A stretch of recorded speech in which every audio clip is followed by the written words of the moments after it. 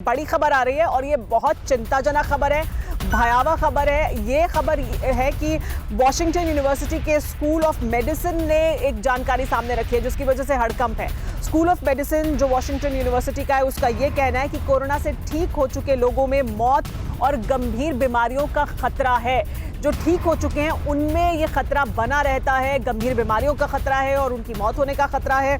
Virus पता चलने के 6 महीने तक ये जो खतरा है ये बना रह सकता है, ऐसी जानकारी उनकी तरफ से सामने रखी गई और इस जानकारी से हड़कंप है। जिन्हें अस्पताल में भर्ती होने की जरूरत नहीं पड़ती है उन पर भी ये खतरा है, यानी वो लोग जो इमरजेंसी में पहुंचे हैं, जिनकी जो क्रिटिकल हैं, उनके लिए तो ये खतरा है ही, लेकिन जो घर पर हैं, उनकी जो रहे हैं, जिनको अस्पताल की जरूरत नहीं पड़ी, उनके लिए भी ये खतरा है। हमारे साथ डॉक्टर वसीमुद्दीन हैं जो कोविड इंचार्ज हैं उदयन से। डॉक्टर वसीमुद्दीन, क्या ये बड़ी जानकारी है? हालांकि ये जानकारी पहले भी सामने थी कि खतरा बना रहता है 6 महीने तक, लेकिन अब ये जानकारी सामने आना कि उन्हें जिन्हें जरूरत नहीं पड़ी अस्पताल आने की, जो क्रिटिकल नहीं हुए, उनके ऊपर भी ये खतरा है। 100% खतरा है, बिल्कुल खतरा है। और इसमें जो लास्ट टाइम हम लोगों ने देखा था कि एक सर्टेन एज के परसेंटेज पेशेंट थे हम लोगों के पास, मतलब 50s 60s में परसेंटेज पेशेंट थे। अभी का सिनेरियो मतलब 2021 में जो हम लोग देख रहे हैं, इसमें 30s 40s के भी परसेंटेज पेशेंट हैं।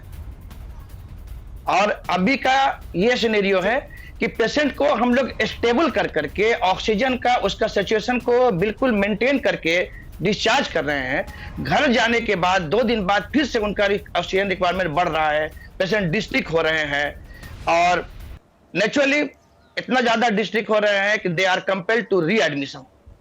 और हमने लिया है वैसा एडमिशन कि once he stable I discharge and again readmitted. तो क्या डॉक्टर वसीमुद्दीन, ये इसलिए भी आपको करना पड़ रहा है क्योंकि आपको ये मैनेज करना पड़ रहा है कि जितनी आपके पास बेड्स हैं, जितनी आपके पास सुविधा है, उससे कहीं ज्यादा पेशेंट आ रहे हैं, तो थोड़ा सा भी स्टेबलाइज होता है तो आप कहते हैं पेशेंट को कि आप घर जाकर मैनेज करें, लेकिन उनके और कॉम्प्लिकेशंस फिर डेवलप हो जाते हैं। ये इस वरना अस्पताल नॉर्मल हालात में अगर होता तो क्या ज्यादा दिन आप उन्हें अस्पताल में रखते और मॉनिटर करते? नेचुरली हम उन्हें 7 डेज से 10 डेज रख सकते थे, लेकिन बहुत ज्यादा प्रेशर मेरे ऊपर है। मतलब मेरे पास अभी 50 बेड्स है, 50 बेड्स फुल है, उसके बाद वेटिंग में 50 से ज्यादा लोग हैं। सर मुझे एक बेड दीजिए, सर मुझे एक बेड दीजिए। और सबसे ज्यादा प्रॉब्लम जो हम लोग फेस कर रहे हैं वो due to scarcity of oxygen.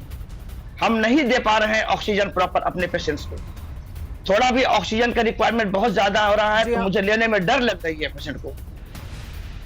अभी का सिनेरियो ये है कि मेरे पास आईसीयू में सारे पेशेंट, अभी 5 पेशेंट जो है बाइपेप पे वेंटिलेटर पे हैं आईसीयू में। और अब हम ये सोच रहे हैं कैसे उनको हम यहां से रेफर करें, डिस्चार्ज करें, क्योंकि ऑक्सीजन का मतलब जो अभी अवेलेबिलिटी है फिर से आज से कम हो गया है। हम नहीं कर पा रहे proper treatment due to lack of oxygen.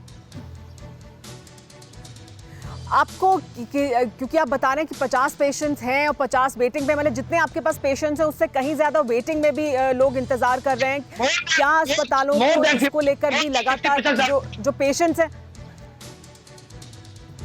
क्योंकि ऐसी स्थिति होती है तो फिर जो डॉक्टर हैं, जो मेडिकल स्टाफ है, उनकी सुरक्षा पर भी सवाल उठता है कि अगर आप किसी के परिजन को ये कहकर मना करेंगे कि हम भर्ती नहीं कर सकते, या देखिए आप इस पेशेंट को यहाँ से आप कहीं और लेकर जाइए क्योंकि ऑक्सीजन नहीं है, तो वो भी कितना समझेंगे, क्योंकि उनका तो अपना प्रियजन है जिसकी जान पर बनी हुई है।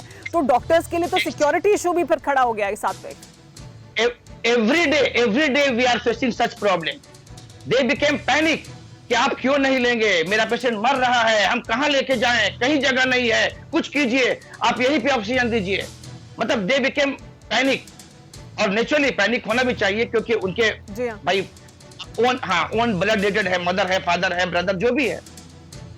और every day we are facing such problem and we are helpless, we can't do anything. फिक्र आपकी, सोमवार से शुक्रवार रात 9 बजे सिर्फ TV9 भारतवर्ष पर।